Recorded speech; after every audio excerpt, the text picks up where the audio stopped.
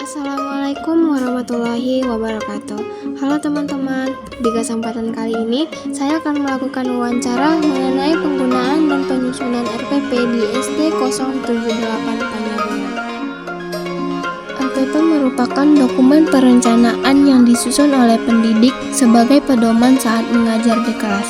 Biasanya RPP disusun berdasarkan satu pertemuan maupun lebih. Komponen utama RPP terdiri dari identitas sekolah, identitas mata pelajaran, tujuan pembelajaran, kompetensi dasar, dan indikator pencapaian.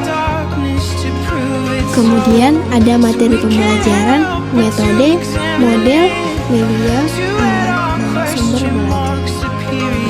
Selanjutnya ada langkah-langkah pembelajaran yang terdiri dari pendahuluan, kegiatan inti, dan kegiatan penutup. Dan terakhir, ada penilaian yang terdiri dari teknik dan instrumen yang digunakan dalam penilaian siswa.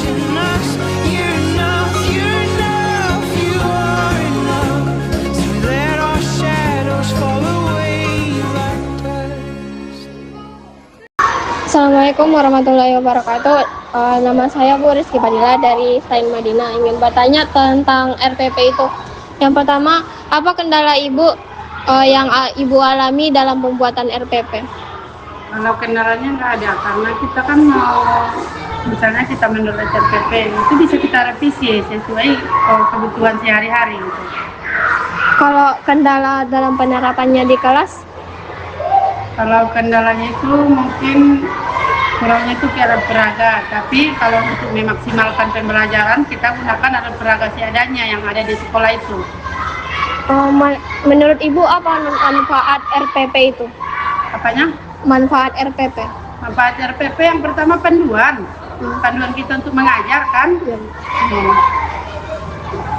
Itu aja Bu menurut Ibu? Iya, yang kedua itu kan acuan kita, misalnya yang pertama kita ajarkan mana, yang kedua mana, yang ketiga mana, itu kan ada urutannya. Lagi Bu, saat penerapan di kelas, apakah ada langkah RPP yang Ibu lewatkan atau Ibu modifikasi gitu? Kalau dilewatkan enggak, tapi cuma misalnya gini kan, misalnya di situ membaca nyaring, kemudian selanjutnya ada tugas. Kalau belum selesai membaca nyaring itu, tugas itu kita abaikan dulu, bukan dilewati kan? Berarti Kita menambah tunda dulu, lancar dulu dia membaca, baru kita ke tugas, bukan dilewati kan?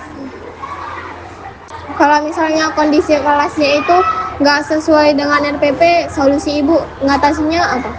Oh, solusinya gini, kita mencoba inisiatif bagaimana caranya supaya yang di RPP itu agak sama yang kita pelajari di kelas kan. Kita memaksimalkan seperti yang tadi, kalau misalnya alat peraganya di RPP itu canggih gitu kan. Misalnya di kelas kita belum ada alat peraga yang seperti itu. Kita cari solusinya, mencari alat peraga yang bisa digunakan untuk pelajaran tersebut. Media yang sering Ibu pakai dalam matematika apa? Kalau media yang pertama papan tulis sudah jelas kan.